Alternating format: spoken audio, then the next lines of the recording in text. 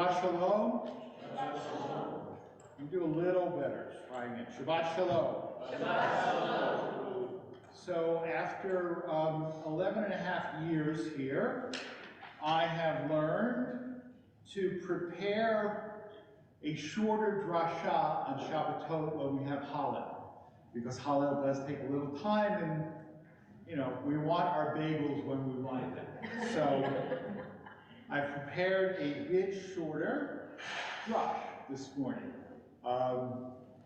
That can be a bug or a feature, I suppose, depending on your perspective. In many synagogues, I would say probably particularly Reform and Reconstructionist synagogues, this Shabbat is being marked as Repro Shabbat, which is short for Reproductive Rights Shabbat. Okay, now, I don't like themed Shabbats, okay, or themed Shabbatot, but having said that, this is an appropriate Shabbat to look at the question of reproductive rights through the eyes of Judaism, because the locus classicus, the sort of key verse for the Jewish attitude towards abortion, is found in this parsha. Okay, it's at the beginning. It's not a section that we read this morning, but it's chapter 21, verses 22 through 25.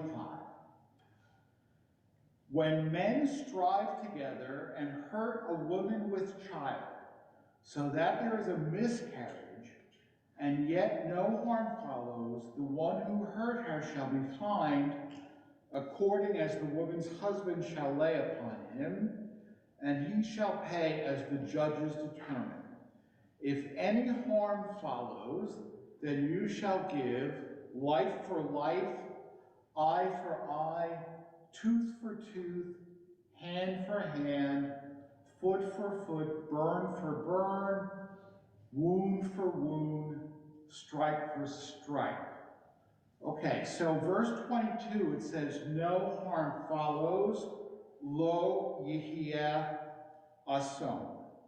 Rabbinic tradition understands this to differentiate between the status of the fetus and the status of the mother. Okay, so two men are fighting and they accidentally injure a pregnant woman and they cause a miscarriage, right? And they cause a miscarriage, but the woman is otherwise fine, the woman is otherwise okay. Then the person who injured the woman is fined for causing the miscarriage. But if the woman dies, it's a capital offense. Okay, and then it goes eye for eye, tooth for tooth, which, by the way, doesn't mean you put out the eye or whatever. It means the value. It's actually a limitation on punishment, right? An eye for an eye, not your life for an eye. Okay, so what they would do, obviously a different era, okay, somebody knocked out my eye, right? So, if I were to be sold as a slave with two eyes, how much would I be worth?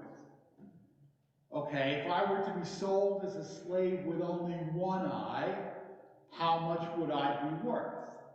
All right, and this is the way you determine like damages in car accidents and stuff like that.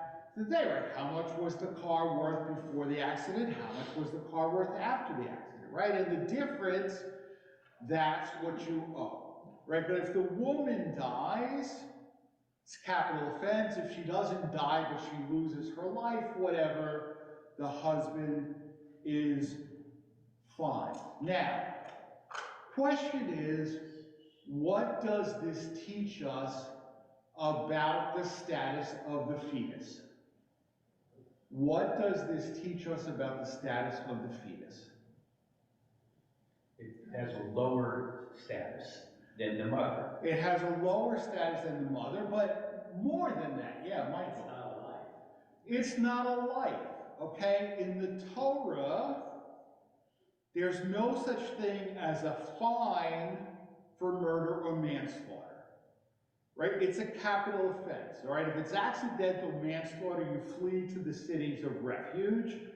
But if it's intentional manslaughter or murder, then it's a capital offense, right? You don't get fined for killing another person, right? So therefore, the fetus, according to the Bible, is not a person. Okay, now, it's still something, right? Because the person who caused the miscarriage is fine.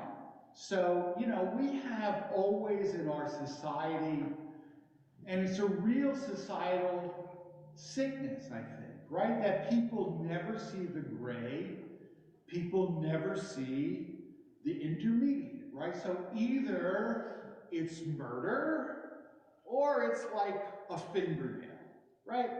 Well, a fetus is more than a finger, right? The fetus has value because it's a potential life, right? But it's not a full person until it's born, right? And look, to be fully honest, different Jewish communities and different Jewish perspectives don't agree necessarily about either the halachic permissibility of abortion, that is to say, you know, Orthodox and Haredi communities tend to be more restrictive, and non-Orthodox communities tend to be less restrictive, and similarly, non-Orthodox communities tend to oppose legal limitations on a woman's right to choose, right? Where the Orthodox, but one thing is for sure,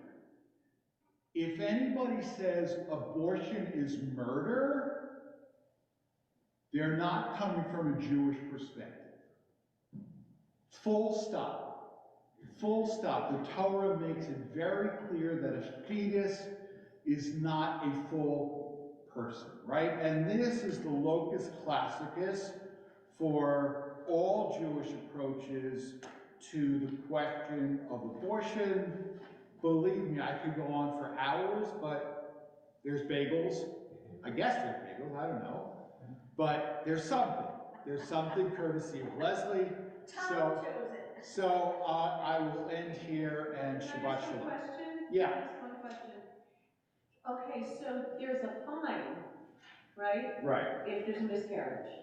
Correct. So how do we interpret that for us? So it shows that there's a negative attitude towards it. I mean, Sure. that it's a bad thing. Right, it's a bad thing. Well, I mean, similarly, look, I'm not a lawyer, right? But somebody who causes a pregnant woman to miscarry could be fined. Could be fined, right? I mean, could have to pay a penalty. Right, I understand. I'm just trying to reconcile that to our modern times where we choose to do that. Okay, so here's all right, it's a good question. Again, we could go on, right? But the basic rubric for this is ubar yerech imo, okay? A fetus is an organ of the mother, okay? And just like, okay, so you've got two kidneys, right? So somebody causes a car accident, and as a result, you lose a kidney, right? We don't say, well, you've got two kidneys, so nothing. Right? I mean, part of the compensation that that person would have to pay you is reckoning with the loss of your kidney, right? So part of the compensation that the person would have to pay for injuring a pregnant woman is the loss of the fetus, right?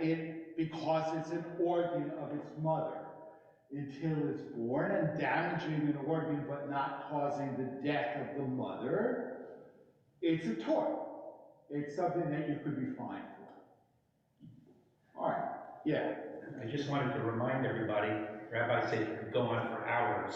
He goes on for an excellent hour in one of his teaching seminars on YouTube on this topic. recommend that's a very worthwhile hour to hear more of what he has to say on this. Thank you. Okay, we continue now with the Kaddish before Musaf, page 155, and then because it's Rosh Chodesh, we continue not as we normally do, but on 166 of the Shabbat